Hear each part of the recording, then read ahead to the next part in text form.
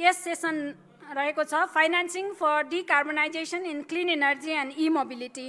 हामीले टेक्नोलोजी स्ट्राटेजीका कुरा दिनभरि गरिरहेका छौँ र यो टेक्नोलोजीको र स्ट्राटेजीको बहस जरुरी छ। यद्यपि बहसले फाइनान्सिङ मेकानिजमलाई समेट्न सकेन भने बहसमै सीमित रहला भन्ने हिसाबले आजको एक्सन फोकस्ड बहसलाई अझ इम्प्लिमेन्टेबल बनाउनका लागि अब हामीसँग financing for decarbonization in clean energy and E mobility session रहेको छ। म यस सेसनमा आमन्त्रित महानुभावहरूको नाम वाचन गर्दै जानेछु। कृपया मञ्चमा आई आसन ग्रहण गरिदिनु हुन म हार्दिक अनुरोध गर्दछु। यस सेसनलाई चेयर गर्दै हुनुहुन्छ mister Suman Dahal, joint secretary ministry of finance.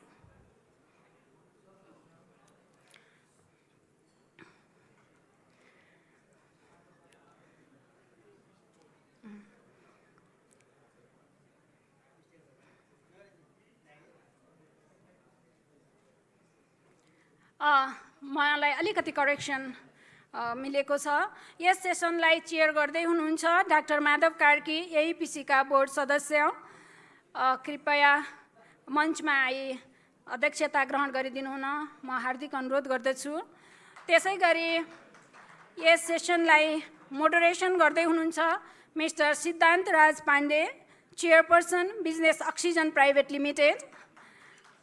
र यस सेसनमा प्रेजेन्टरको भूमिका निर्वाह गर्दै हुनुहुन्छ मिस रेशा पिया, इन्फ्रास्ट्रक्चर एडभाइजर बीईके। अब प्यानलिस्टहरू हुनुहुन्छ mister Surendra Raj Regmi, vice president Nepal bankers association. यसै गरी mister Ganesh Karki, chairperson IPPAN. Mister Santosh Budhathoki, chief manager NMB bank. तालीको गडगडाहट सुन्न पाइयोस्। मिस लरा एलासोकी, country representative GGGI. Mister Niraj Subedi, head of office KFW Nepal. र यसै गरी वैकल्पिक ऊर्जा प्रवर्धन केन्द्रका निर्देशक श्री रुद्र प्रसाद खनालजी हुनुहुन्छ। यहाँहरू सम्पूर्णलाई यस सेसनमा स्वागत अनि यस सेसनको सफलताको लागि हार्दिक शुभकामना व्यक्त गर्दै अब भने म माइक्रोफोन मोडरेटरज्यूलाई हस्तान्तरण गर्दै यहाँबाट बिदा हुन चाहन्छु। हस्त धन्यवाद। धन्यवाद। हाम्रो यो कार्यक्रम आज सुरुवात एउटा प्रेजेन्टेसनबाट हुनेछ। यसमा financing in clean energy, energy efficiency and E mobility for decarbonisation चाहिँ नि मिस रेशा पिया फ्रम ब्रिटिस एम्बेसी काठमाडौँले गर्नुहुन्छ। Resha ji, please.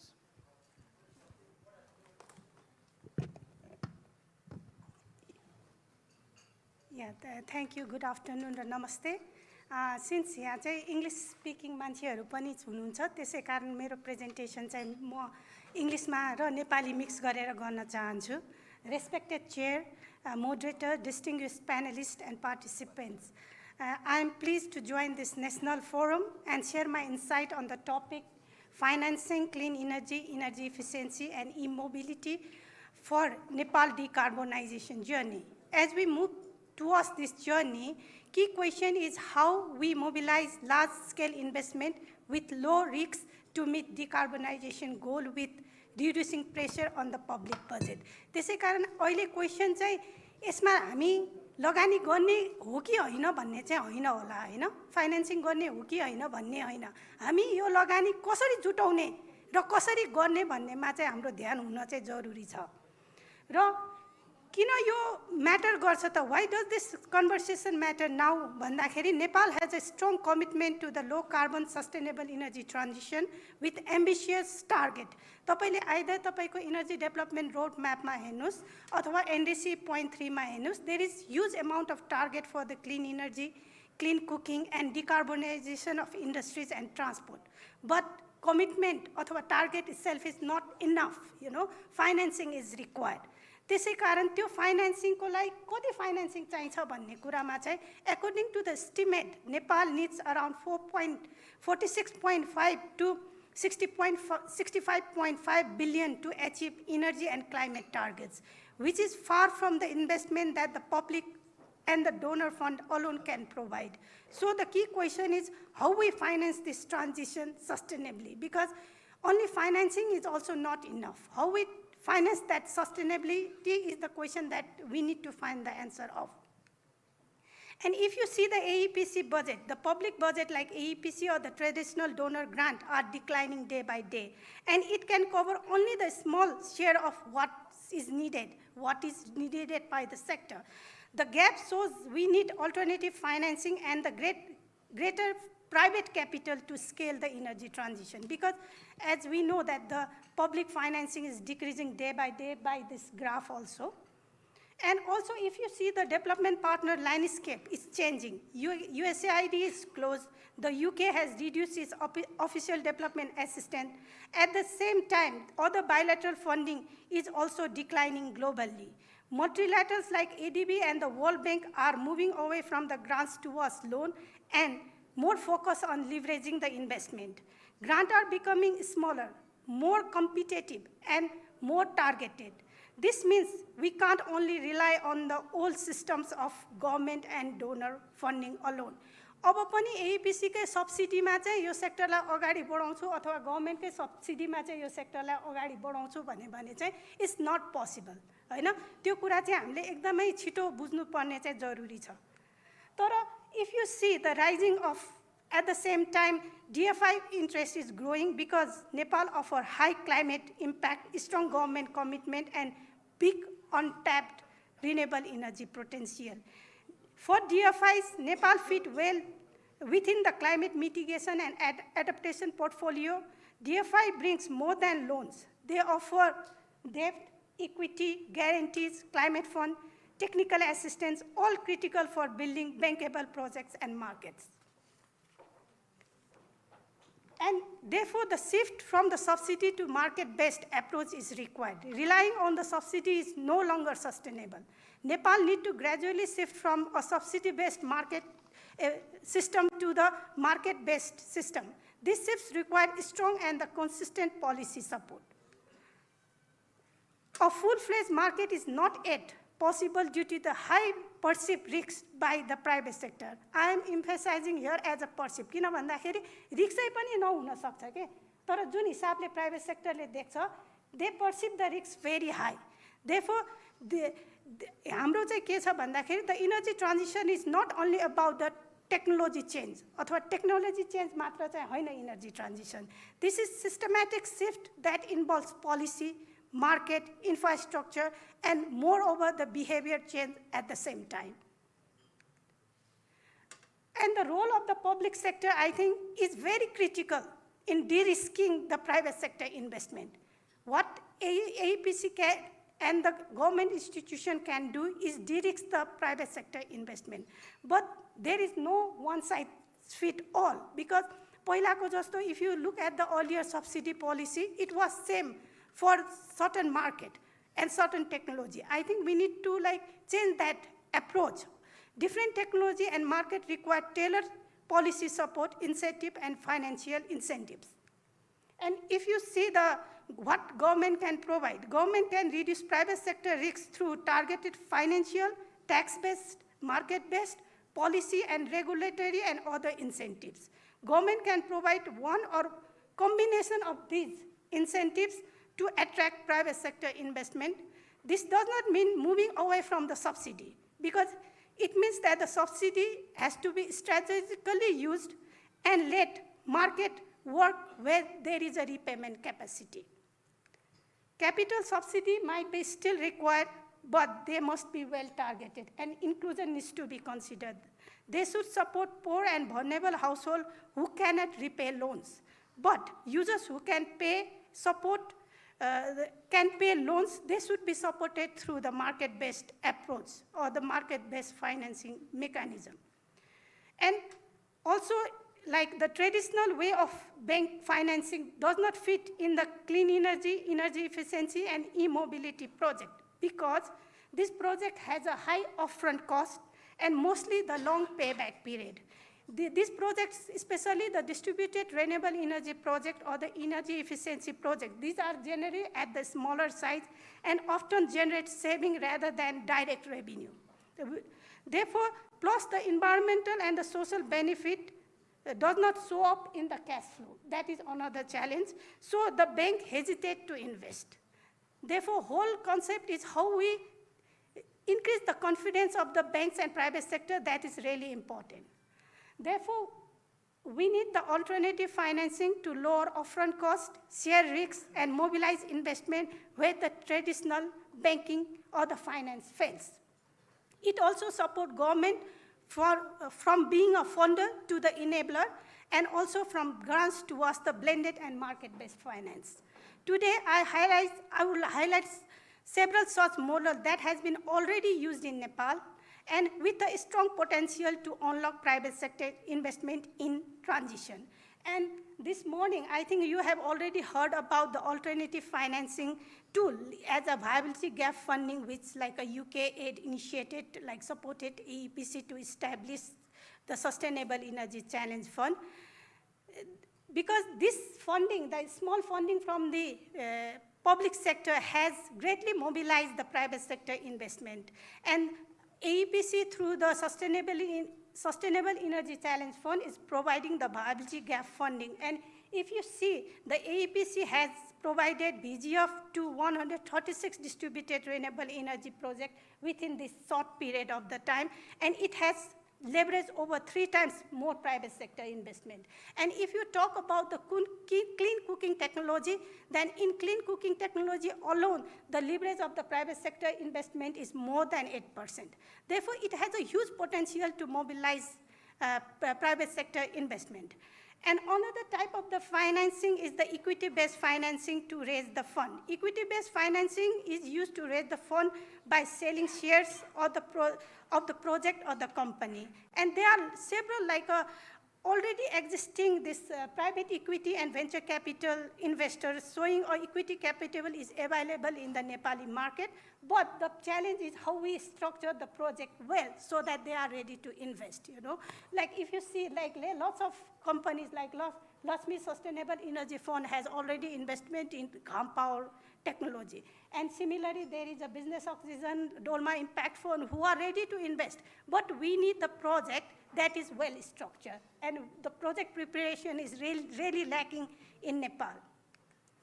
Also, another is the capital market instrument. Like currently, lots of people are talking about the energy bond, green bond, climate bond, which has the capacity to mobilize large-scale investment. And recently, NIFRA and NEA has also issued the clean energy and energy bond to raise the long-term capital from the market.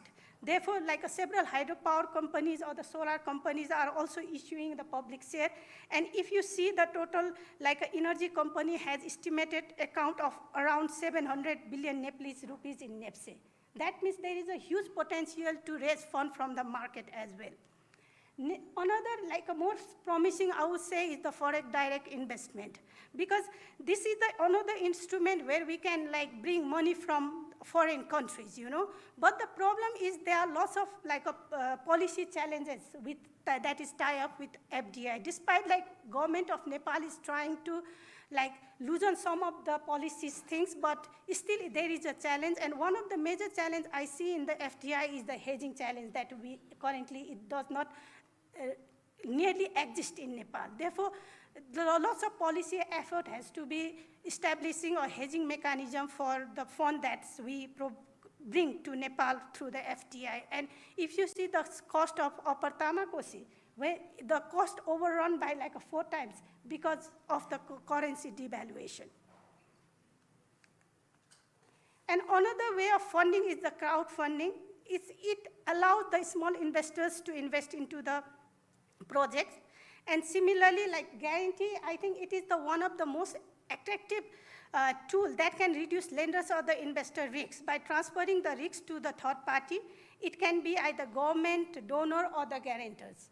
You know, even in the SCCF, we provided guarantees to companies, loan loss guarantees to 29 project loan financed by the 5 companies. And it covers only 20% of the loan value. But if you see the use of this loan loss guarantee, till now, it's zero. Maybe Nora also knows that. It's like decreasing the perception of banks and financial institutions to invest into the project. If it would have been so risky, if this project would have been so risky, then the loan loss guarantee some of the loan loss guarantee would have been already used. But now, still now, like it's been more than 4 years, no loan loss guarantee is claimed. That means the market is strong and ready enough to go by themselves. And another a very good model I see, particularly when that was promoted through SCCF, was the ESCO model, where consumers, it removes the upfront cost of the consumers, and it was very popular in the solar rooftop system, but it was also copied in the pellet boiler technology as well. And I see lots of a huge potential on energy efficiency project as well. As I said, on the SCCF, we supported 18 industrial solar projects totaling 11.6 megawatt through the ESCO model, and it has a huge potential for the energy efficiency and pellet-based boilers as well as the electrical boilers. Another interesting financing mechanism could be this on-bill financing or the on-bill repayment, where it reduces the upfront cost of the consumer. It allows consumer to repay investment through their electricity bill. I don't think this is yet practiced in Nepal, but this is particularly promising for the industrial electrification, like converting diesel boiler to the electrical boiler, where NEA allow the on-bill payment, so that the industry don't have to pay the upfront cost. As Nepal has open access policies already there, recently approved, even the private companies selling electricity directly to the industry can apply this model going forward, which helps to increase their electricity sales as well. And very popular pay-as-you-go model, this has been very popular in Africa, where it lowers or reduces the upfront cost of the low-income household by allowing them to access the renewable energy products. And in Africa, if you see in the first quarter of 2025, there was 2.35 million pay-as-you-go solar products sold. That means this model has been piloted at a small scale in Nepal, but it has a huge potential, because we can see the example of Africa also. It has a huge potential, and also ECTEC company, who is also working in Nepal, they have also introduced this pay-as-you-go model in induction stove.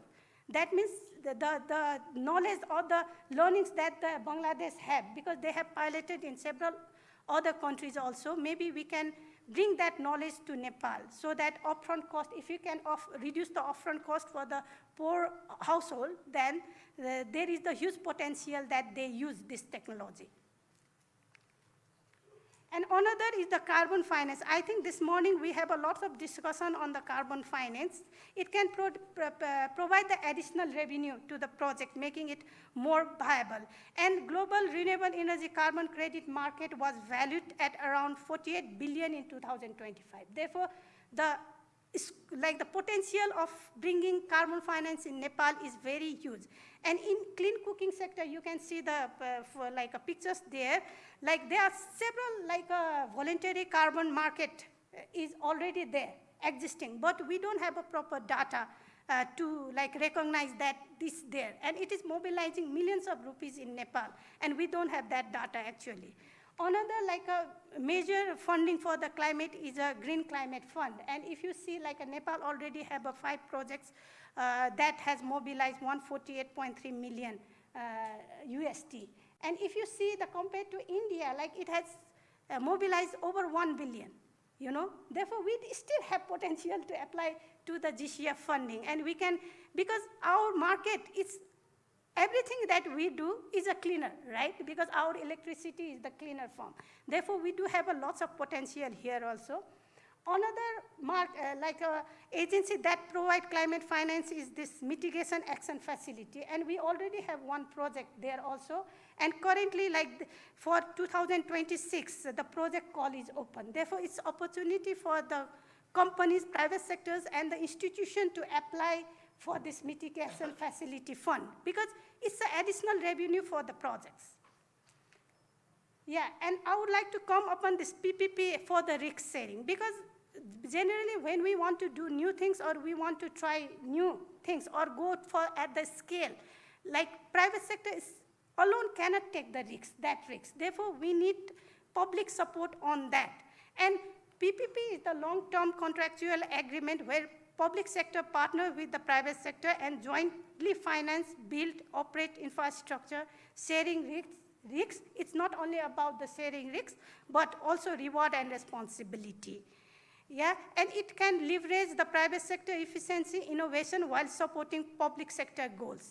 Therefore, to support the public sector goals and bring private sector investment, I think PPP model could be one of the ideal model, but there are lots of like legislative hurdles which we need to address as well.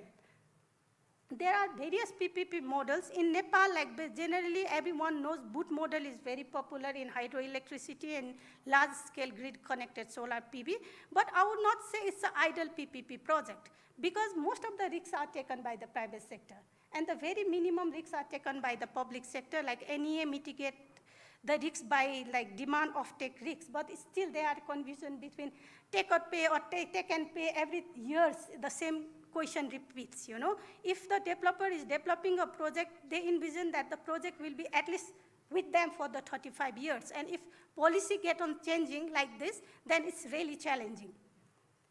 The good part of PPP is the risk allocation. PPP allocates risks to the parties best able to manage them. Unlike public financing where government has to bear most of the risks, or the private finance where the private finance like a private sector has to bear most of the risks. In PPP financing, especially the financing, construction, and the operational risks are bear by the private sector, whereas the demand risk is shared and policy and the regulatory risks are stay with the public sector. Therefore, it also reduces the fiscal pressure to the public sector and improve the efficiency of the project. And PPP is not only suitable for the federal government, I would say, it's equally suitable for the sub-national government, like provincial and the local government, and it can work on the smaller scale projects as well. Because the potential of the PPP is like the government don't need to put all the money up front, you know, and it can generate the long-term revenue for all, or even the local and the provincial government. One of the good example, I think this has been already shared in the today's morning also, the Amadablam project is one of the PPP model.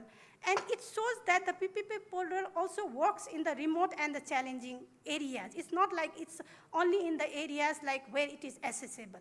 This project clearly shows that it can work on the remote and the challenging location and can deliver reliable electricity while sharing risks effectively. Once operational, this PPP project will provide around 4 million per year to the, as a revenue to the Khumbu municipality, rural municipality. And currently, like every municipality are facing the budget issues, right? If like such projects are developed by the municipality in the cost sharing basis with the private sector, then it can generate the constant revenue for them and they can use for other development purposes as well. Therefore, this model can be replicated in other municipalities as well. And finally, I would like to talk about this blended financing model. This blended financing is used like to public and the concessional fund to attract private sector investment. It is generally used in the high risk and emerging market where the private financing alone is not viable. And Amadablam again is the case for the very good blended financing because it's a strong example of blended finance. In the project, like if you see the Amadablam project, it brings together the concessional loan and the public support, such as viability gap funding and the guarantee from FCDO, government subsidy, and with the debt from the World Bank through the Siddhartha Bank Limited, plus equity from the development and the local government. The equity is here, I want to emphasize that the local government is putting the equity, not the grant. And also, it reduces the risks, improve bankability, and enable renewable energy project in remote and the challenging area. This shows that the blended financing are can attract private sector investment while using the public fund in the targeted and the efficient way. Therefore, going forward, Nepal should adopt alternative energy financing tools and tailor public incentive as per the technology and the market, strengthening the guarantees and the de-risking tool, because guarantees and de-risking tool is really important to encourage private sector to come and invest into this type of the market.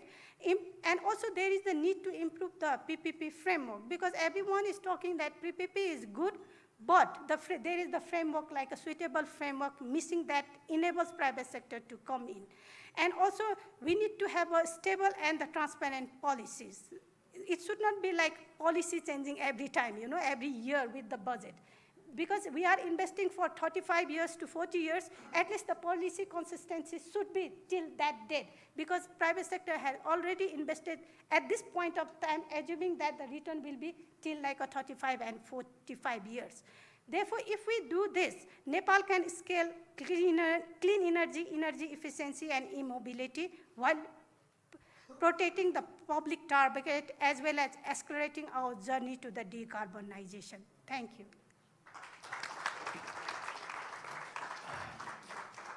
Thank you, Reshaji. Thank you for including alternative financing investment vehicles like private equity and venture capital in your presentation, because till now that was not included, and it has actually transpired in the past 10 years that PEVC has been an incredible instigator towards renewable energy technology funding besides hydropower, and hydropower as well. One thing I'd like to actually add to your presentation is that we have one of our companies has been able to enable private sector financing towards changing burner fuel with pellet burners. So that has been incorporated in one of the largest multinational companies here. And it can be done, and rightly said, subsidies are not actually what drives this development.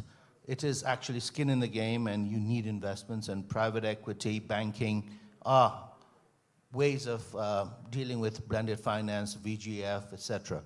Now I'm going to go to the panelists. We've got a really incredible group of speakers here representing banks, associations for both banking as well as power producers, the government. One thing that's happened in the past 10 years is that today we have a total productive capacity of 3,878 megawatts of hydropower, but we only have 115 megawatts of solar energy. And in that energy mix, biopellets, biogas is not incorporated. So today's discourse, we'd like to start talking about, from each of you, from your perspectives, what is actually required, what are the impediments, what's driving it, what can we possibly do to make it scale. I was told that the questions should be in Nepali after I had drafted all the questions in English, but you have the privilege of answering in both English and Nepali. You will have 5 minutes to answer 2 questions. I will raise my hand when you're completing your 3.5 minutes. So I'm going to start off with Mr. Surendra Raj Regmi from Nepal Bankers Association.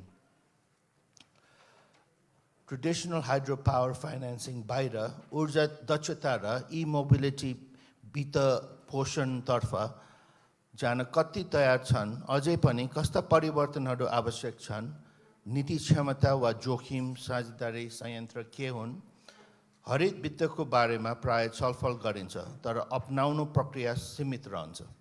बैंकहरूलाई अझ अर्थपूर्ण तरिकाले हरित ऋण बढाउन केले प्रोत्साहित गर्नेछ?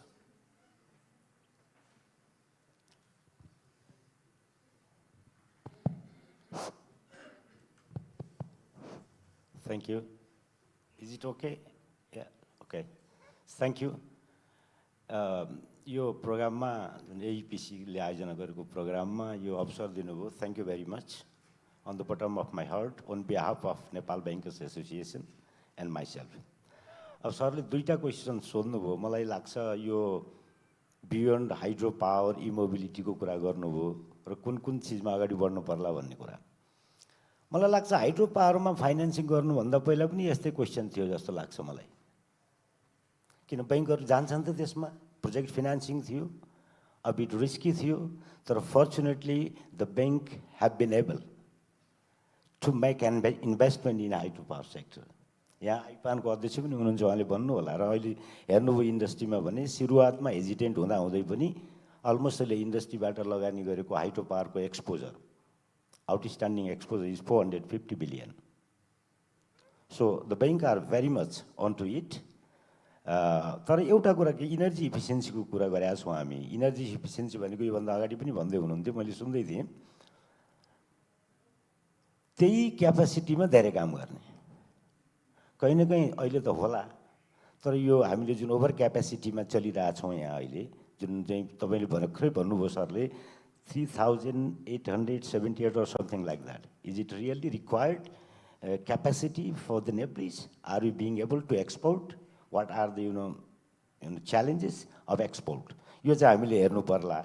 र यो बाहेक सरले भने जस्तै सुरुवातमा त्यही थियो भने जस्तै नेपालको ब्याङ्कहरू पनि अहिले त्यहाँ सनै अगाडि बढिरहेको छ। म सरलाई इक्जाम्पल पनि दिउँला। राष्ट्र ब्याङ्कले ग्रिन फाइनेन्स ट्याक्सोनोमी ल्यायो on 2024 and they have encouraged financial sector to go on EV and charging station, just like green financing ma rakhyo. Bank are encouraged to make the investment in this area. Commercial bank have already started diversifying their portfolio, lending portfolio towards energy efficiency and e-mobility. Most of the banks have set up sustainable banking unit and hired professionals for the bank. So this is what the banks are trying to move ahead. And there is a clear and growing interest in energy efficiency and e-mobility.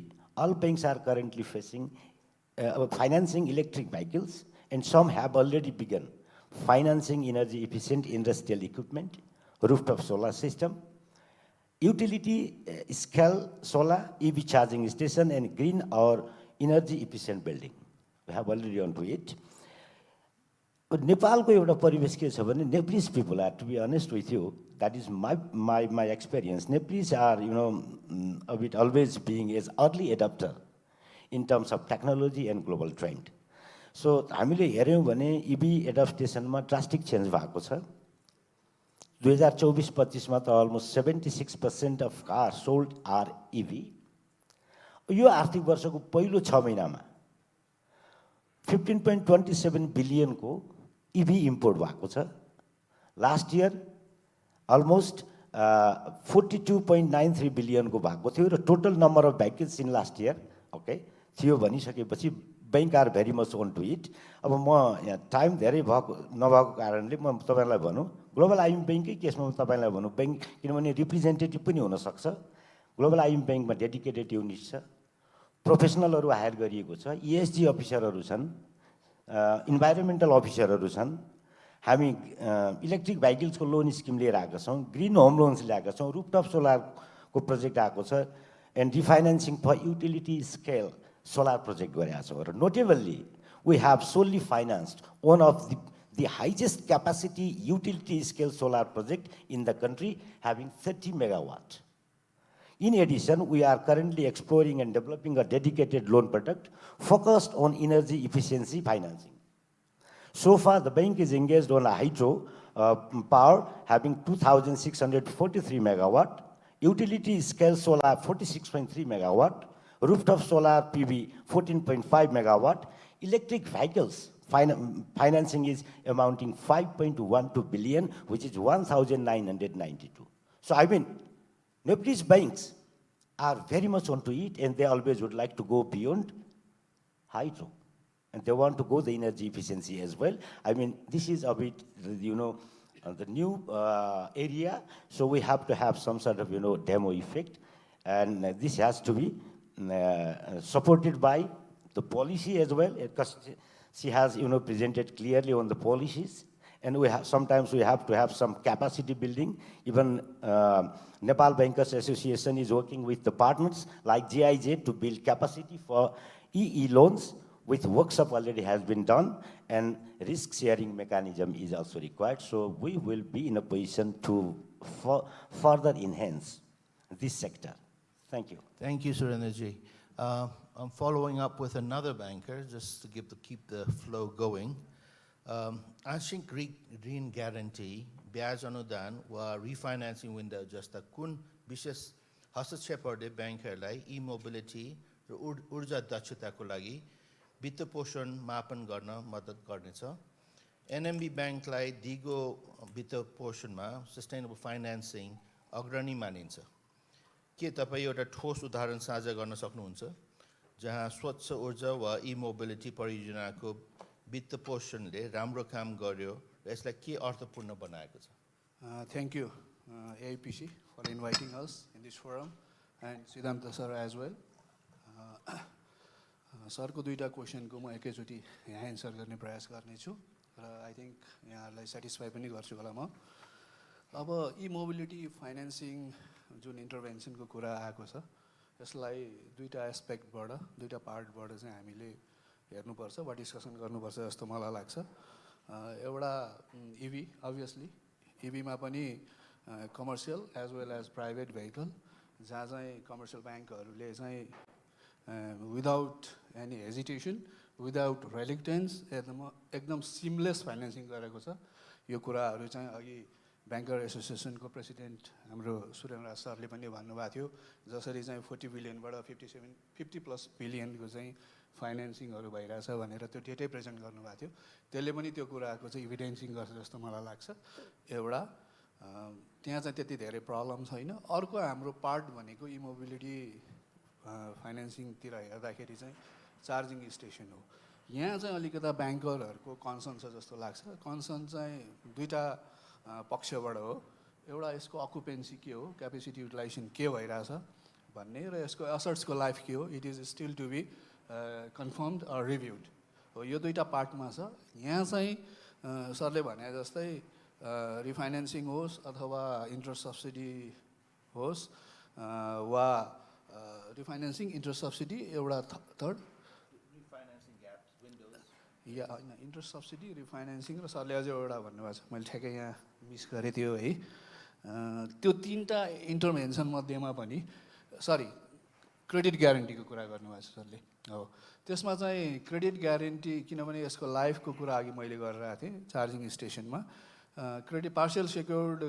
Partial credit guarantee जुन चाहिँ portfolio बेसमै पनि गर्न सकियो भने चाहिँ यहाँबाट चाहिँ त्यतातिरको फाइनेन्सिङमा चाहिँ अलिकता प्रमोट गर्न सक्छौँ होला जस्तो लाग्छ एउटा मलाई। अर्को चाहिँ जुन अकुपेन्सीको कारणले गर्दाखेरि यसको क्यास फ्लोमै जुन इम्प्याक्ट छ भन्ने कुरा म गर्दै थिएँ, त्यसको लागि चाहिँ इन्ट्रेस्ट सब्सिडी चाहिँ एरेन्जमेन्ट गर्न सकियो भने त्यसले पनि यो चार्जिङ स्टेसनमा फाइनेन्सिङमा जुन एक किसिमको ब्याङ्कहरूको चाहिँ रेलुक्टेन्स नै चाहिँ नभनौँ, रिजर्भेसन टाइपको जुन छ त्यसलाई पनि सल्भ गर्छ जस्तो मलाई लाग्छ। त्यतातिर चाहिँ हामीले ध्यान दिनु पर्ला भन्ने मेरो भनाइ हो। अर्को चाहिँ कुरा गर्दाखेरि इनर्जी इफिसियन्सीको कुरा हामी गर्दै थियौँ। इनर्जी इफिसियन्सीमा अघि पनि अगाडिको सेसनहरूमा म सुन्दै थिएँ, ट्रान्सपोर्टेसनको कुराहरू, इन्डस्ट्रीको कुराहरू आइरहेको थियो। इन्डस्ट्रीको कुराहरू आउँदाखेरि इन्डस्ट्रीमा चाहिँ हाउस होल्ड एकातिर छ भने अर्कोतिर यो उसमा चाहिँ इफिसियन्सीमा हाउस होल्ड र इन्डस्ट्री दुईवटा पार्टबाट हेर्नुपर्ने हुन्छ। इन्डस्ट्रीको तिरबाट हेर्दाखेरि चाहिँ इट्स गोइङ ग्रेजुअली जस्तो लाग्छ मलाई, दुईवटा कारणले। एउटा चाहिँ जुन इफिसियन्सीले आफै चाहिँ कस्ट सेभिङ गर्ने कारणले गर्दाखेरि चाहिँ it's being a no brain game है। कुनै त्यति धेरै चाहिँ कस्ट बेनिफिट एनालाइसिस गर्दाखेरि बेनिफिट भएको कारणले गर्दाखेरि इन्डस्ट्रीहरू स्पोन्टेनियसली नै त्यतातिर जाँदै हुनुहुन्छ। त्यसमा चाहिँ खासै धेरै चाहिँ इफोर्ट नगरिकन पनि ब्याङ्कहरूले चाहिँ फाइनेन्स गरिरहेकै छ। अर्कोतिर चाहिँ जहाँ चाहिँ अलिकता चाहिँ कस्ट बेनिफिट एनालाइसिस गर्दाखेरि चाहिँ त्यहाँ चाहिँ फिजिबिलिटीको चाहिँ प्रब्लम देखिरहेछ। त्यो ठाउँमा चाहिँ जुन अघि हाम्रो डिपार्टमेन्ट अफ इन्डस्ट्रीको चाहिँ डाइरेक्टर सरले पनि भन्दै हुन्थ्यो खगेन्द्र बस्नेत सरले।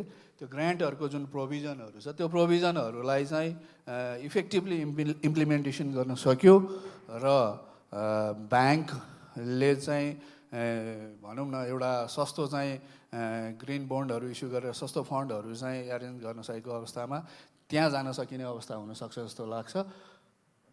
Okay sir, I will conclude as soon as possible. अब म एनएमबीतिर आउँदैछु। अर्को चाहिँ हाउस होल्डकै कुरा गर्ने, इन्डस्ट्रीबाट हाउस होल्डको कुरा गर्दाखेरि यसमा चाहिँ एकदमै स्मल स्केल हुने कारणले गर्दाखेरि ब्याङ्कहरू डाइरेक्ट जानलाई त्यति धेरै फिजिबल नहुन सक्छ र त्यसको लागि चाहिँ इन्डाइरेक्टली ब्याङ्कहरू चाहिँ माइक्रो फाइनेन्सहरू थ्रु चाहिँ जान सक्छ। त्यो एरेन्जमेन्टहरू चाहिँ ब्याङ्कहरूले अभियसली पनि गर्छ होला। अर्को चाहिँ एनएमबीको चाहिँ फ्रन्ट रनरको कुरा गर्दै हुनुहुन्थ्यो। यस, अभियसली हामी प्राउडली भन्छौँ एनएमबी चाहिँ यो सेक्टरमा एउटा फ्रन्ट रनर ब्याङ्क हो। यो हुनाको मुख्य रिजन चाहिँ के हो भन्दाखेरि हाम्रो सिनियर्सहरू जो कतिपय अहिले एक्सै भइसक्नु भएको छ, रिटायर भइसक्नु भएको छ, कोही अहिले पनि हामीसँग कन्टिन्यू हुनुहुन्छ, उहाँहरूको भिजन र उहाँहरूले जुन फर्स्ट मुभिङको काम गर्नुभयो त्यो कारणले गर्दाखेरि चाहिँ एज अ फ्रन्ट रनर हुन सकेको हो एनएमबी। र एनएमबी किन भयो त फर्स्ट रनर भन्दाखेरि जुन उहाँहरूले क्यारी गरेको भिजन थियो त्यो भिजनमा हेर्दाखेरि हाइड्रेमा लिएर जाँदाखेरि हामीले 44 प्रोजेक्टमा कमिटमेन्ट छ, 1000+ मेगावाट। त्यस्तै गरेर कमिटमेन्ट अमाउन्ट चाहिँ 53 बिलियन छ, जसमध्ये 27 प्रोजेक्ट चाहिँ अपरेसन्समा आइसकेको छ। 33 मेगावाट जेनेरेसन नै भइसकेको अवस्था हो भने अहिले ब्याङ्कको एक्सपोजर चाहिँ 31 बिलियन अराउन्डमा पुगिसकेको छ। यो भनेको रेगुलेटरी रिक्वायरमेन्ट भन्दा फार बियोन्ड हो। हामी रेगुलेटरीको जुन रिक्वायरमेन्ट छ 8% को यो वर्षको लागि त्योभन्दा हामी धेरै माथि छौँ। त्यस्तै गरेर एनएमबीले चाहिँ माइक्रो हाइड्रो प्रोजेक्टहरू पनि गरेको छ 23 वटा जति। त्यो 23 वटा माइक्रो हाइड्रो प्रोजेक्ट्सहरूमा चाहिँ 10,000 हाउस होल्डर्सले चाहिँ क्लिन एनर्जी युज गरिरहनु भएको छ। त्यस्तै गरेर इभीमा हाम्रो जुन फाइनेन्सिङ छ एकदमै सिमलेस छ, एकदमै हामी चाहिँ यसमा फोकस भएरै काम गरिरहेछौँ र एक्सपोजर पनि इयर टु इयर नै इन्क्रिजिङ ट्रेन्डमा छ, यसमा कुनै प्रब्लमै छैन। त्यस्तै गरेर सोलर रुफटपमा हामीले हाम्रो फाइनेन्सिङको चाहिँ इन्टरभेन्सन थ्रु 30 मेगावाटको इलेक्ट्रिसिटी जेनेरेट भइसकेको छ भने अगाडिको हिस्ट्रीको पनि कुरा गर्दाखेरि हामी चाहिँ सफा टेम्पो गर्नेमा चाहिँ फर्स्ट ब्याङ्क थियौँ। हस्, थ्याङ्क यू सर फर अलिकता समय लिएकोमा माफी चाहन्छु। Thank you Ganeshji. नेपालको चाहिँ नि one of the most successful PPP, public-private partnership program, has been the power producers, the independent power producers, and the government of Nepal. Independent power producers ले चाहिँ नि power generate गर्छ, government ले चाहिँ नि transmission lines बाट evacuate गर्छ, and that has really worked well. My third question goes to the chair of IPAN, Mr. Ganesh Karki. यसमा जलविद्युत नेपालको डिकार्बनाइजेसन रणनीतिको केन्द्रबिन्दु हो। आज विकास तर्कहरूले कस्तो सस्टेनेबल फाइनेन्सिङ चुनौतीहरू सामना गरिरहेका छन्, विशेष गरी ग्रिड अवशोषण, कटौती, जोखिम, बिजुली निकासी र बाढीको कारण परियोजनाहरू, जलवायु परिवर्तनको प्रभाव आदिको सन्दर्भमा। हामीले हरेक मनसुन पछि हामी धेरै यो हाइड्रो पावर प्लान्ट्सहरू चाहिँ नि बाढी बगाएर लगेर चाहिँ नि देखिरहेछौँ।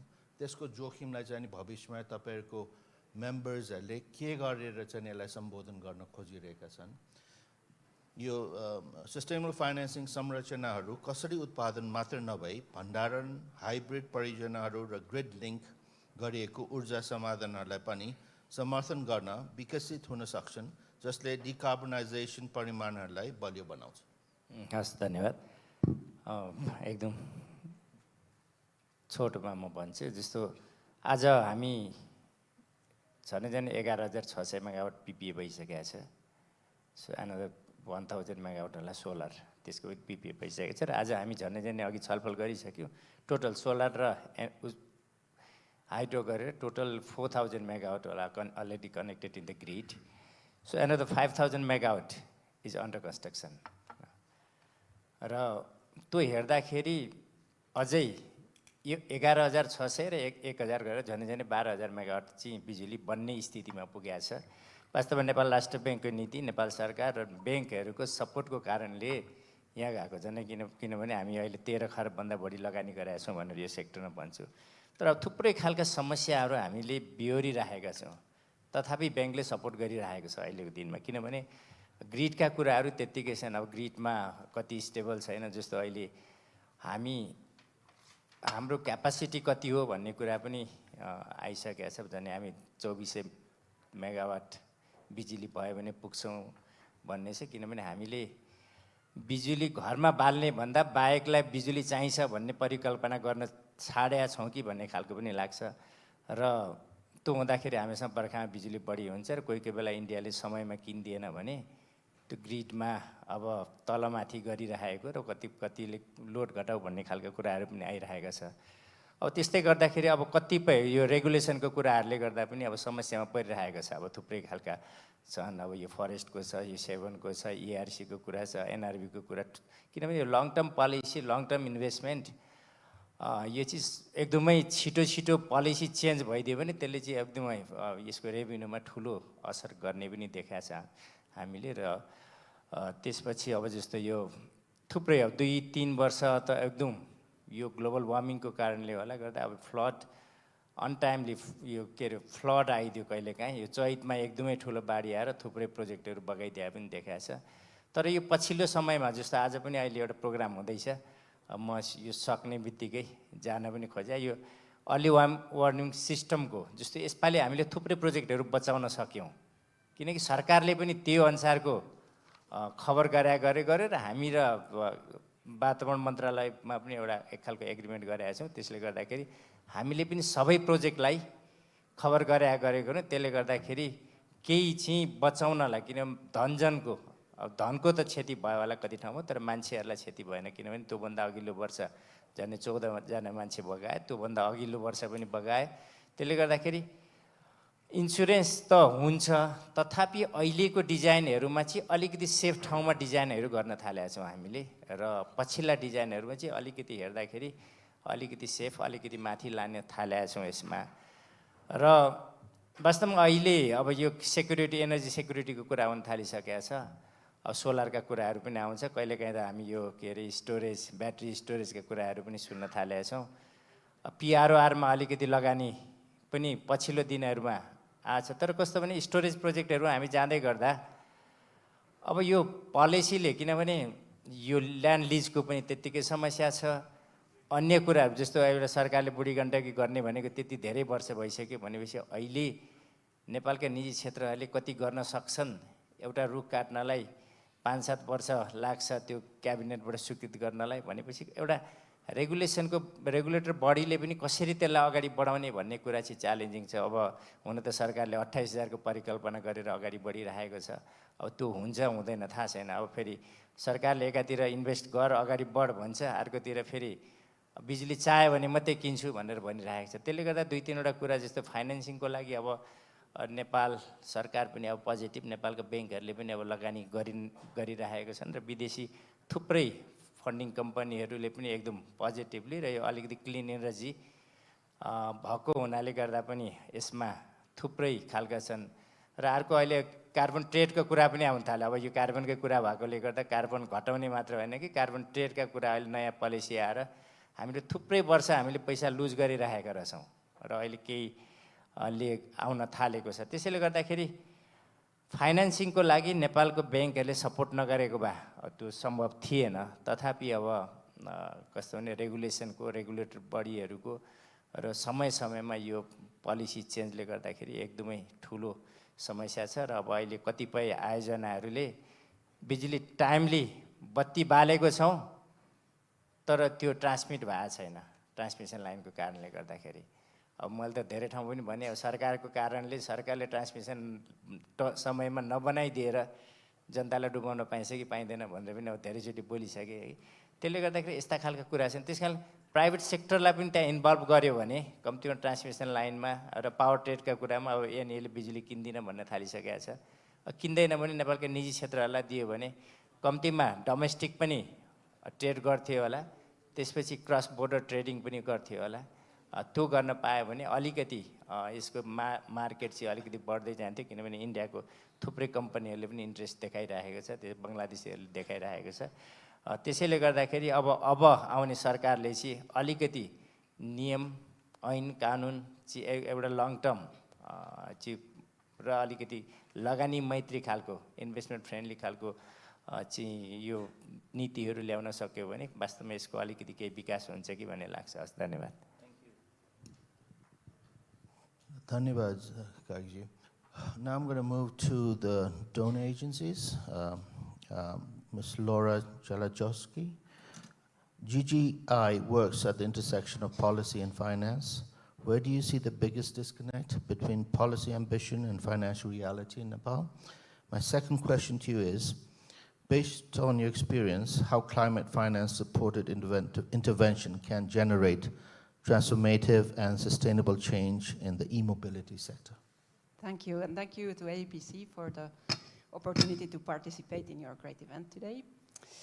So one very evident disconnect between the policy ambition and financial realities when it comes to e-mobility is, of course, the affordability question of EVs, especially for smaller entrepreneurs like smaller public transport operators, and in particular for women.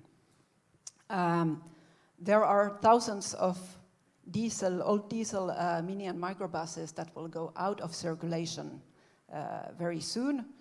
And now the million-dollar question, I think, is what will be the choice of these operators? Will they replace their vehicle with an EV or another diesel vehicle?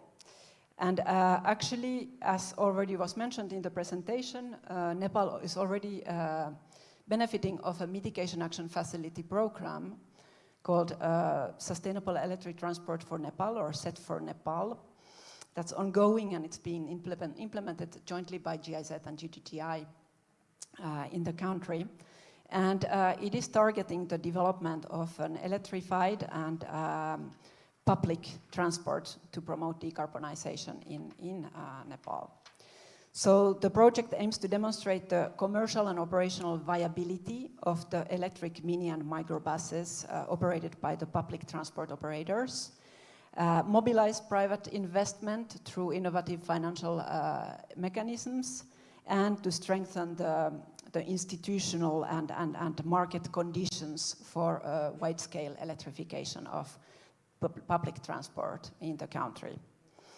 So at the core of this program, we have what we call the EMB support package. It's basically a combination of market-based financial instruments, including loan, hire purchase scheme, subsidy, and partial first of guarantee schemes, which is implemented through 6 partner banks. And per vehicle, the subsidy amount can vary between 26,000 Nepali rupee and 14 lakh, depending on the size of the vehicles, the number of seats, and also the overall complementary equipment that the operator decides to take with it. And in total, the financial support component of the program from Mitigation Action Facility amounts to 10 million euros. But the subsidy part is going to decrease over the program lifetime. And actually what we see as interesting lesson is the success of the hire and purchase model, which actually allows for people who cannot afford the upfront cost of a minibus to access one. And this is rolled out, of course, in collaboration with the banks and with the suppliers of the buses. And it's turning out to be a good business for everybody. So we believe that this model will outlive the project itself and be a forerunner in facilitating the electric transformation in the transport sector in Nepal. What is also interesting to note is that the banks are reporting lower default rates for the electric mini and microbuses than they do for diesel buses, which is actually quite a powerful indicator of the profitability of operating electric minibuses in the country. And I trust that the banks are starting to notice this as well, and let's say, becoming more courageous in supporting the sector as well. There was a lot of discussion on risk in the presentation, especially. I appreciated it a lot. So in this program, the risk aspect is baked in through a partial first loss guarantee fund. But what we are seeing is that it's not the sole, or maybe not even the most important way to reduce the perception of risk through banks.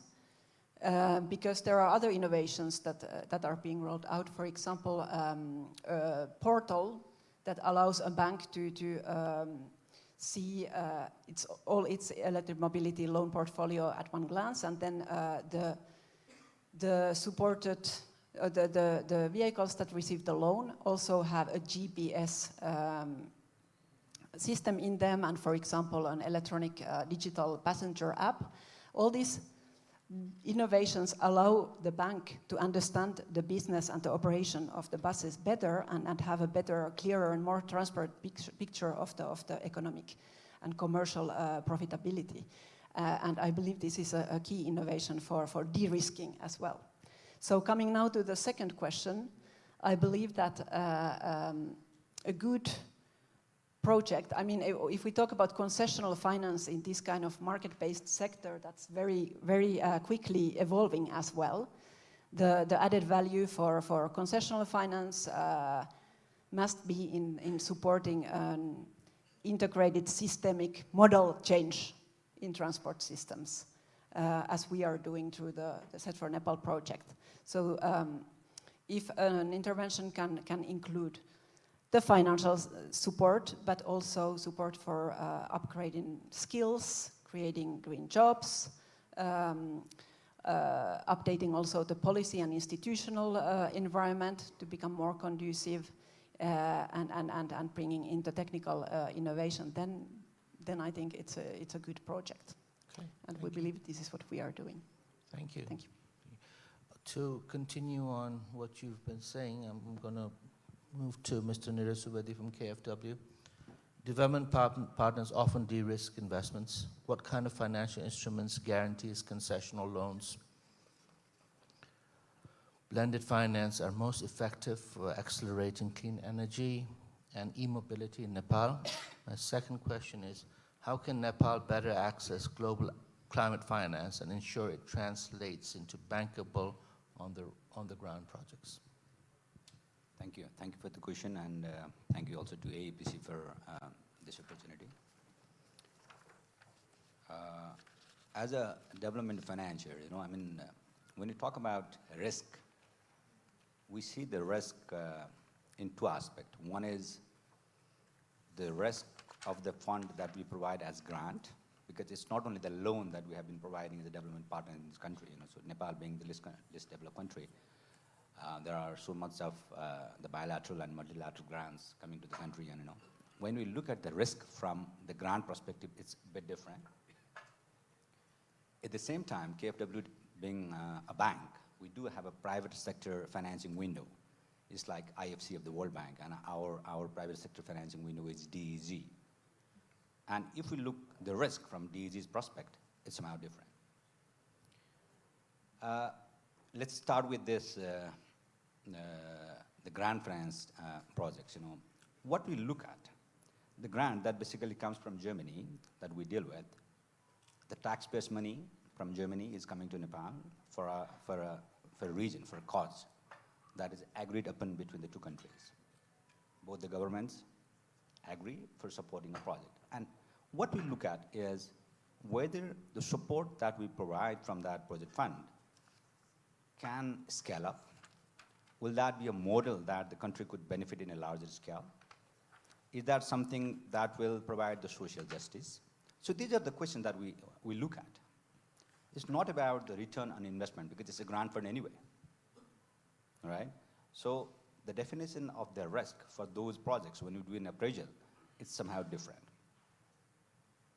At the same time, what we believe is, without the involvement of the private sector, the financiers from countries, the commercial banks, the development banks, without their involvement, without the equity coming from the private sector, the support that we provide will just be a one-time one. That's why what we look at is whether there is a leveraging from the private sector to the support that we bring in. Let's say if we bring X and if there is a leveraging of 10X, wow. Because without the attraction of that project, of that sector, there will not be 9X, 10X coming on the top of 1X that we'll be putting in. That very example has been established, in our view, by the Sustainable Energy Challenge Fund that we have discussed this morning, and also Rashidi was presenting about it. There, so if you look at how much the development partners have put in and how much has been the investment from the private sector, that's something to be praised. And that is really a support that the development partners basically look when deciding for any of the supports. But at the same time, there are also some exceptions. We also see sometimes the social justice. We in Kathmandu, we're complaining that if the light goes off for a minute or two, we complain. We have not paid for the hydropowers, the city people, so we have not directly contributed to the hydropowers which were constructed years ago somewhere, even we don't know about it. But at the same time, if you go to the rural areas, and if we want to provide electricity solution to them, then we say 20% that you have to pay, 30% you have to pay, 50% you have to pay. The poorest with the poor, who are already deprived. And what we are saying is, you have to contribute. Is that fair? Is that socially justified? In that case, we are also considering this, the risk in a bit different way. That is where we have been supporting APC providing this solution to the last mile electrification. I think 10, 12 communities are getting electrified with the grant funds there. So on this grant side, the definition of risk is a bit different than when we look at the risk from the investment side through the DEZ. Something from DEZ, so we had rounds of meeting with IPAN, and also there was a workshop we did together with the German Chamber of Commerce, and also we reached out to many of the industries in the country offering millions. So for DEZ, the minimum envelope that we look at is 15 million euros. But everybody says, you're expensive. Yes, we are expensive. The funds are expensive, and it is getting more and more expensive in the coming days. How to make it relatively cheaper? Because the expense comes with the risk of the investor. There are several risks in the countries, right? Starting from the sugar engine risk, up to there's the risk of the geography itself, geotechnical risks, right? So these all risks comes together when we start talking about a big investment in a big infrastructure project. How to mitigate it is a big challenge, and because of that, we are expensive. So the ways are to be looked at could be the first loss guarantee in a bigger scale, if it's established. The small scale that there is a provision for this renewable energy under APC, but in a bigger scale, if such a risk loss guarantee can be established, then the example that NMB was giving that, so 50 billion plus investment is already there from NMB Bank alone in this hydropower sector in this country.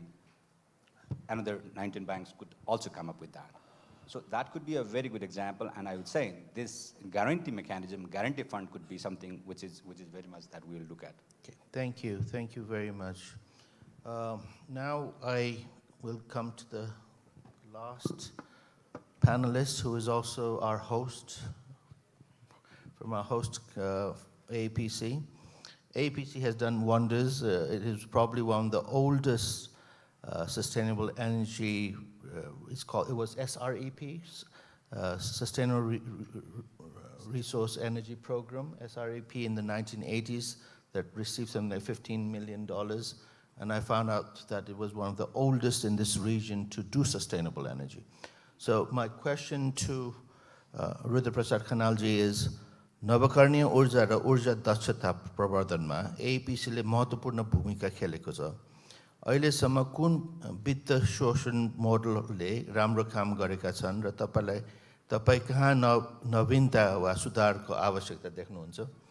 सार्वजनिक, दोस्रो क्वेशनमा चाहिँ सार्वजनिक वित्त र अनुदानलाई प्रतिस्थापन गर्नुको सट्टा निजी लगानीमा भिड बढाउन कसरी राम्रोसँग लक्षित गर्न सकिन्छ? Thank you, Siddhant sir, for your questions. जति बेला वैकल्पिक ऊर्जा प्रवर्धन केन्द्रको स्थापना भयो त्यति बेला नेसनल ग्रिडको एक्सेस लगभग 14 16% हाउस होल्डमा पुगेको अवस्था थियो र नेपाल सरकारको प्रायोरिटी भनेको ग्रामीण इलेक्ट्रिफिकेसन नै थियो। वैकल्पिक ऊर्जा प्रवर्धन केन्द्रले अनुदानमा सोलर पम्प सिस्टम र माइक्रो हाइड्रोबाट लगभग 15 लाख घरधुरीमा विद्युतीकरण गरेको थियो त्यति बेला त्यो परिस्थितिमा। त्यसै गरी स्वच्छ भान्सा अन्तर्गत इम्प्रुभ कुकी स्टोभ र बायोग्यासबाट झन्डै 20 लाख घरधुरीमा त्यो प्रविधि पनि पुर्याएको थियो। यस वैकल्पिक ऊर्जा प्रवर्धन केन्द्रले अनुदान सहयोगमा प्रवर्धन गरेका प्रविधिहरूबाट लगभग 36 लाख घरधुरीहरू कुनै न कुनै उपायबाट लाभान्वित भएका थिए। त्यति बेला केन्द्रले उपलब्ध गराउने अनुदानले लगभग लागतको 40 देखि 50% मात्रै कभर गर्थ्यो भने अरू पैसा उपभोक्ता आफैले इक्विटीको रूपमा जम्मा गर्नुपर्ने अवस्था थियो र त्यो मोडल त्यति बेला इलेक्ट्रिफिकेसन र अनि स्वच्छ भान्साको लागि अत्यन्त प्रभावकारी मोडलको रूपमा कार्यान्वयन गरेको थियो वैकल्पिक ऊर्जा प्रवर्धन केन्द्रले। जति बेला देश इन्सर्जेन्सी अवस्थामा थियो त्यो अवस्थामा पनि एआइपिसीको प्रोग्रामहरू असाध्यै सफलताका साथ कार्यान्वयन भएको अवस्था थियो। अहिले परिस्थिति बदलिएको छ। नेसनल ग्रिडले लगभग 90 to 95% हाउस होल्ड कभर गरिसकेको अवस्था छ। यो परिवेशमा distributed energy system, renewable energy system, distributed sustainable energy सिस्टमलाई भाएबल बनाउँदै इनर्जी मिक्समा योगदान गर्नु अहिलेको आवश्यकता हो र डिस्ट्रिब्युटेड सस्टेनेबल इनर्जी सिस्टमलाई भाएबल बनाउनको लागि भिजिएफ सपोर्ट गर्दै प्राइभेट सेक्टरको इन्भेस्टमेन्टलाई बढाउँदै अगाडि लैजानुपर्ने आवश्यकता छ र यही प्रयोजनको लागि केन्द्रीय नवीकरण ऊर्जा कोष अन्तर्गत सस्टेनेबल इनर्जी च्यालेन्ज फन्ड पनि स्थापना भएको अवस्था हो। सस्टेनेबल इनर्जी च्यालेन्ज फन्डबाट distributed sustainable energy system, distributed renewable energy system VGF support गर्दै ती प्रोजेक्टहरूलाई भाएबल, कमर्सियली भाएबल, ब्याङ्केबल बनाउँदै निजी क्षेत्रको लगानी प्रवर्धन गर्ने उद्देश्यका साथ एसइसिएफ स्थापना भएको हो र त्यो कार्यमा हामी सफल पनि भएका छौँ। एसइसिएफमा ब्रिटिस सरकारको 7.4 मिलियन, जिआइजेड रिप ग्रिनको चान्चुन 1 मिलियन सहयोग रहेको छ। 1 मिलियन चान्चुन $8.5 मिलियन सहयोग रहेको अवस्था छ र यसबाट हामीले लगभग एसइसिएफबाट करिब $8.5 मिलियन फेसिलिटेट गर्दै गर्दा निजी क्षेत्रबाट $18 मिलियन परिचालन भएको अवस्था छ र टोटल $26 मिलियन परिचालन भएको अवस्था छ। यसबाट के स्पष्ट हुन्छ भने एसइसिएफ जुन एआइपिसीले सिरिफ अन्तर्गत स्थापना गरेको छ, सस्टेनेबल इनर्जी च्यालेन्ज फन्ड मार्फत हाम्रो डिस्ट्रिब्युटेड रिन्युएबल इनर्जी सिस्टमहरू जुन इनभिजिबल भएर रहिरहेका थिए भिजिबल भएको अवस्था छ, ब्याङ्केबल भएको अवस्था छ त्यो सपोर्टबाट र कमर्सियली भाइबल भएको अवस्था छ भने निजी क्षेत्रको लगानी पनि प्रवर्धन हुँदै गइरहेको अवस्था छ, इन्भेस्टमेन्ट बढेको अवस्था छ। अहिलेको परिवेशमा एसइसिएफ मोडल अत्यन्त सफल मोडल हो भन्ने मलाई लाग्दछ। एसइसिएफका विभिन्न विन्डोमध्ये हामीले प्रवर्धन गरेको एउटा विन्डो पिपिपी मोडल हो। यस मोडलबाट हामीले आमा दबलम मिनी हाइड्रो निर्माण गर्दै गइरहेका छौँ। यसमा निजी क्षेत्रको 24 करोड रुपियाँ परिचालन भएको छ भने पब्लिक सेक्टरको 8 करोड रुपियाँ परिचालन भएको अवस्था छ। साथै भिजिएफ सपोर्ट पनि छँदैछ। यसबाट के प्रमाणित हुन्छ भने हामीले यदि पिपिपी मोडललाई अझै सुदृढीकरण गर्दै लग्यौँ भने निजी क्षेत्रको लगानी प्लस पब्लिक लगानी पनि प्रवर्धन गर्न सकिन्छ भन्ने मलाई लाग्दछ। अब एउटा समस्या पिपिपी मोडलमा के देखिएको छ भने जुन पब्लिक फाइनान्स छ, पब्लिक क्षेत्रबाट जाने लगानी छ त्यो अहिले पनि सपोर्टको रूपमा मात्र गइरहेको छ ताकि त्यो सेयरको रूपमा काउन्टेड हुने अवस्था छैन। यदि कुनै पोलिसी रिफर्म भएर पब्लिक फाइनेन्सलाई पब्लिक इन्स्टिट्युसनबाट जाने लगानी हुने पैसालाई सेयरको रूपमा कन्भर्ट गर्ने पोलिसी आयो भने यो पिपिपी मोडलबाट प्राइभेट सेक्टर प्लस पब्लिक सेक्टरबाट लार्ज इन्भेस्ट परिचालन गर्न सकिन्छ भन्ने मलाई लाग्दछ। धन्यवाद Rudra sir. If you have any questions, please QR मार्फत चाहिँ any questions हरू पोस्ट गर्नु होला। अब म हाम्रो यो प्यानलको अध्यक्षज्यूलाई चाहिँ नि यो डिस्कोर्सको बारे सम्बोधन गर्न चाहिँ अनुरोध गर्छु।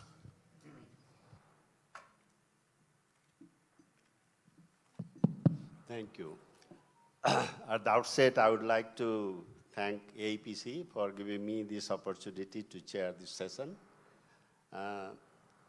I first would like to thank our learned speakers, starting with the keynote speaker, who made a very comprehensive presentation, and then the panelists, and of course our very skillful moderator.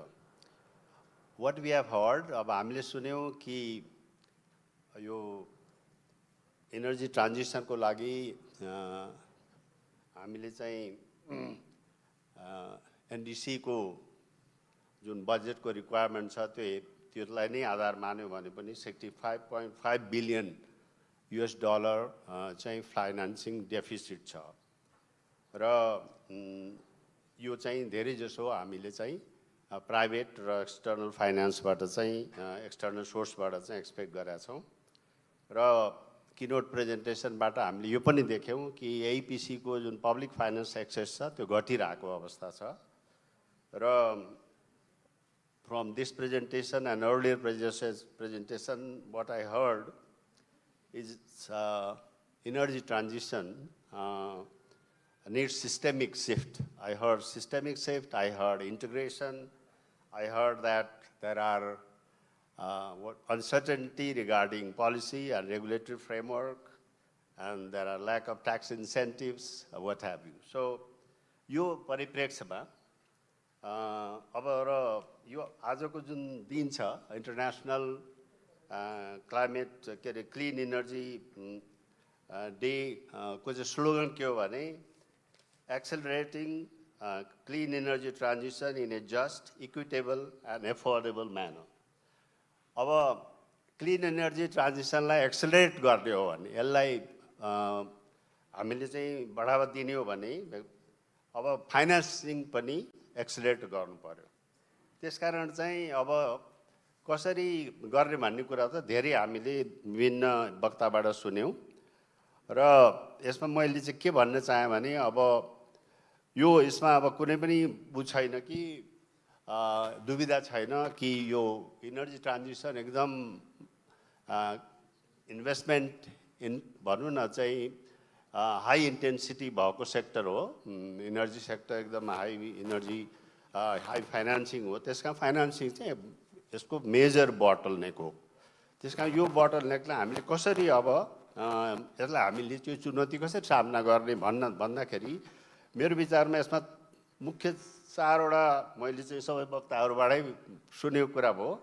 एउटा चाहिँ यो initial financing चाहिँ एकदम high छ र return period चाहिँ लामो छ भन्नासाथ यो risk एकदमै risk चाहिँ भएको सेक्टर भयो। त्यसकारण चाहिँ एउटा रिस्क फ्याक्टर भयो फाइनान्सिङको। अर्को चाहिँ अब हाम्रो जुन मैले अघि नै भने जुन पोलिसी र रेगुलेटरी जुन एउटा छ अनिश्चितता छ। अहिले पनि अब धेरै पोलिसी र रेगुलेसन्सहरू आए तर पनि त्यो हार्मोनाइज भएको छैन। त्यसकारण त्यो एउटा चाहिँ चुनौती छ र सरकारी बजेट र अनुदानमा को चाहिँ अब लिमिटेसन छ, त्यो घट्दो अवस्था छ। त्यसकारण चाहिँ त्यो पनि एउटा मलाई लाग्छ चुनौती छ।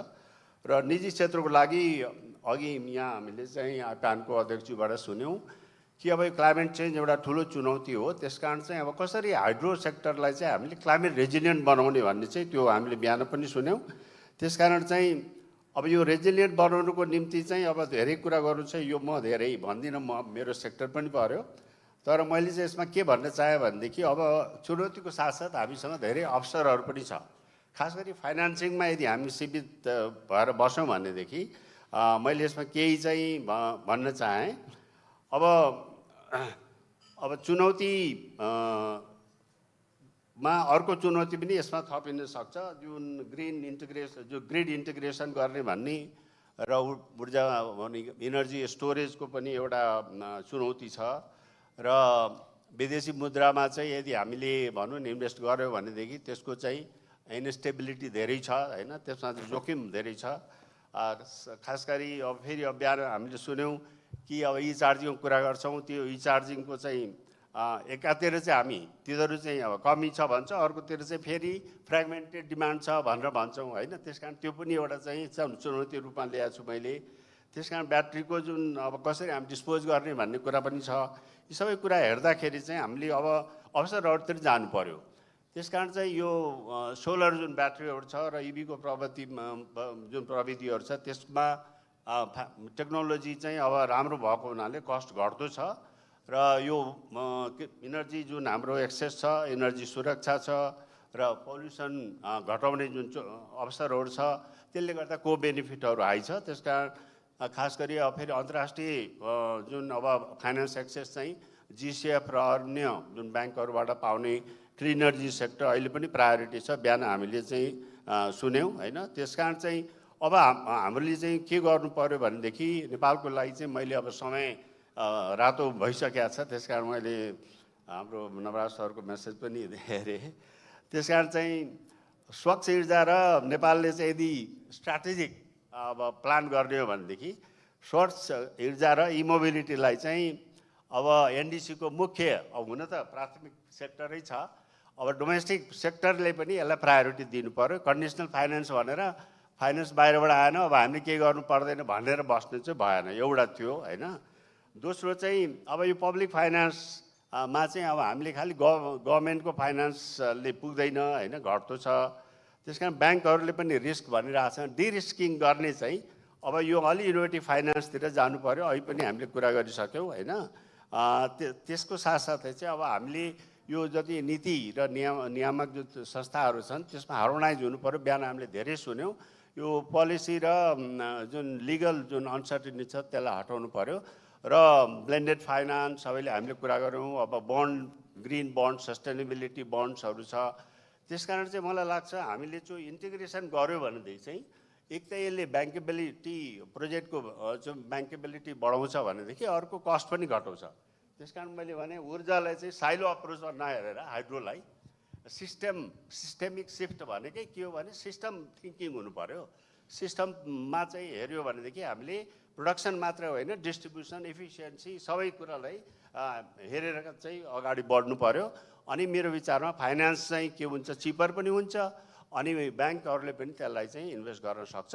मेरो विचारमा एइपिसीमा को जुन अब अलि जुन लङ टर्म एउटा स्ट्राटेजी छ यसले अझ आफ्नो क्षेत्रलाई ब्रडेन गरेर हामीले चाहिँ यो क्लिन एनर्जी ट्रान्जिसनलाई एक्सलरेट गरेर आजको जुन यो जुन हामीले चाहिँ कन्फरेन्स गरेका छौँ यो कन्फरेन्सको उद्देश्यलाई हामीले प्राप्ति गर्न सक्छौँ जस्तो लाग्छ। यति भन्दै मैले पुनः एपिसलाई धन्यवाद दिएँ र सम्पूर्ण हाम्रा चाहिँ प्यानलिस्टहरूलाई को एप्रिसिएट गर्दै मैले मेरो कुरा यहीँ टुङ्ग्याएँ। Thank you very much. Thank you, Chair. Thank you, panelists. We conclude this session. Thank you. यस प्यानलका आदरणीय विद्युत वर्गलाई हार्दिक आभार प्रकट गर्दछु। आजको यस छलफलले स्वच्छ ऊर्जा र ई मोबिलिटी मार्फत डिकार्बनाइजेसनका लागि वित्तीय स्रोत, नीतिगत सहकार्य तथा निजी क्षेत्रको भूमिकाको महत्त्वबारे स्पष्ट पारेको छ। पुनः यहाँहरूलाई हार्दिक आभार प्रकट गर्दै अब भने म कार्यकारी निर्देशकज्यूलाई उहाँहरूको यो योगदानको लागि सम्मान गर्दै टोकन अफ एप्रिसिएसन उपलब्ध गराइदिनु हुन हार्दिक अनुरोध गर्दछु। मेरा सहकर्मी मित्रहरूलाई टोकन अफ एप्रिसिएसन ल्याएर सहजीकरण गरिदिनु हुन पनि विनम्र अनुरोध गरेँ।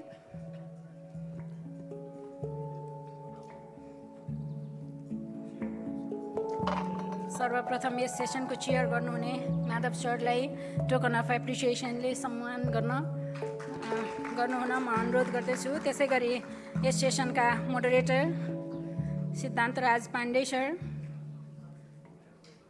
यसपछि मिस रेशा पिया रेडी पोजिसनमा रहनुहुँदै अनुरोध गरेँ र क्रमशः प्यानलिस्टज्यूहरूलाई पनि अगाडि आइदिनु हुन म हार्दिक अनुरोध गर्दछु। कृपया आफ्नो टोकन अफ एप्रिसिएसन लिनको लागि।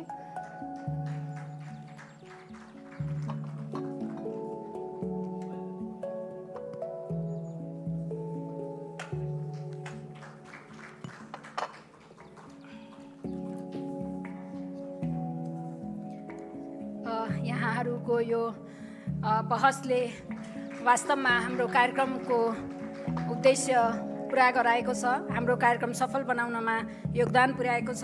यहाँहरूलाई हार्दिक धन्यवाद ज्ञापन गर्दै अब भने हामी आजको सम्पूर्ण कार्यक्रमको अन्त्यमा आइसकेका छौँ। अब हामी एउटा ग्रुप फोटो पनि लिन्छौँ, त्यसपछि समापनतर्फ लाग्नेछौँ।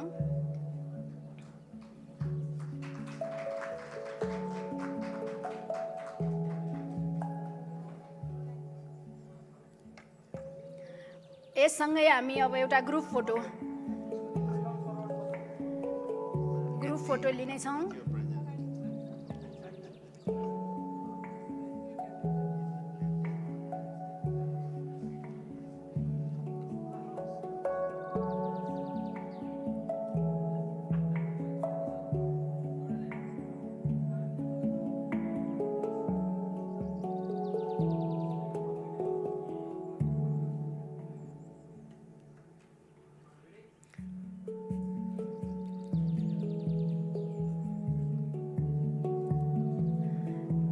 यहाँहरू सम्पूर्णमा पुनः हार्दिक धन्यवाद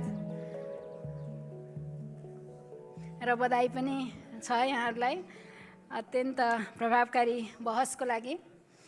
आदरणीय उपस्थित महानुभावहरू, आजको यस कार्यक्रममा विभिन्न भूमिकामा सहभागी भई यस कार्यक्रमलाई सफल पार्न योगदान गर्नुहुने सम्पूर्ण विशिष्ट महानुभावहरूलाई कार्यक्रम आयोजकको तर्फबाट कृतज्ञता व्यक्त गरिदिनु हुन वैकल्पिक ऊर्जा प्रवर्धन केन्द्रका कार्यकारी निर्देशक श्री नवराज ढकालज्यूलाई हार्दिक अनुरोध गर्दछु र भोट अफ थ्याङ्क्ससँगै आजको सम्पूर्ण कार्यक्रम समापन भएको घोषणा गरिदिनु हुन समेत कार्यकारी निर्देशकज्यूलाई अनुरोध गर्दै म कार्यक्रम प्रस्तोता यहाँबाट बिदा हुन्छु। हस्त धन्यवाद, नमस्कार। Thank you, Parvataji. It has been a long day, so I do not want to take much time.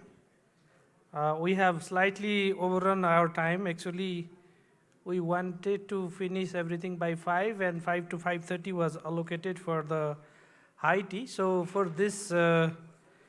this delay we have experienced, I would like to express our sincere apology first.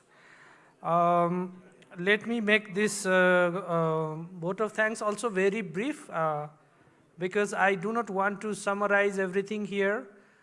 We had excellent sessions in the morning, the inaugural session, and 3 technical sessions. So our colleagues have taken notes, so we will prepare one brief proceeding and circulate with you.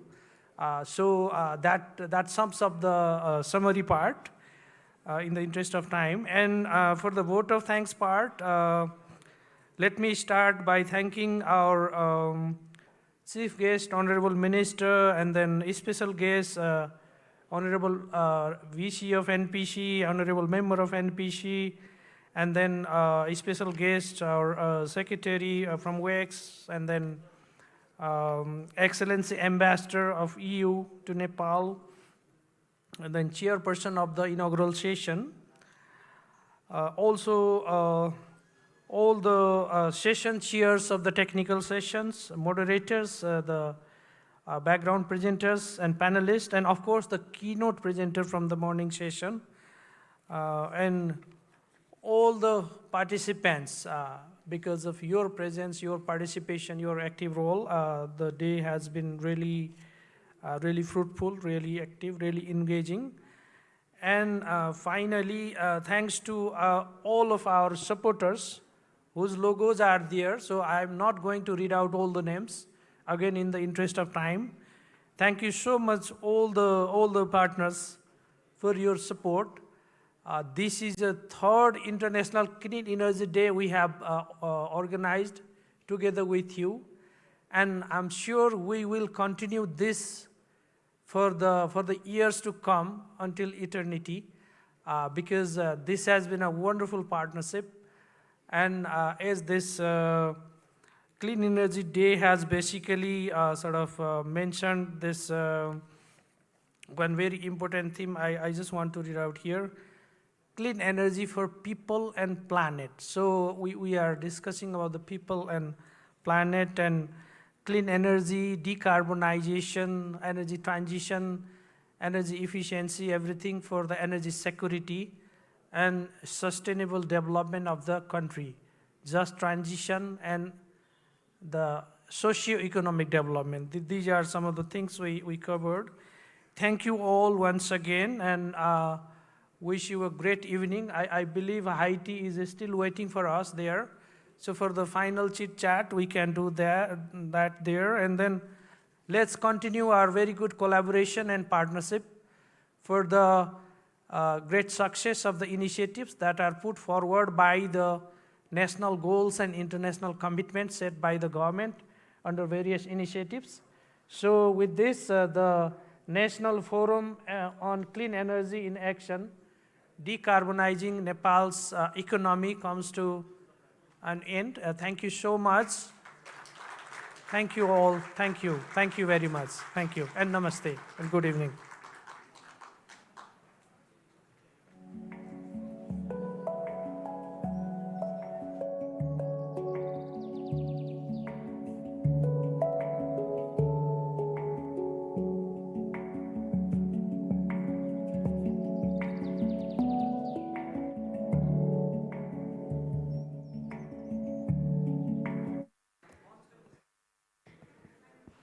Family फोटोलाई मैले अनुरोध गर्छु एपिसी family photo एउटा क्लोजिङसँगै कुर्सीहरू हटाइदिन्छ कि कुर्सी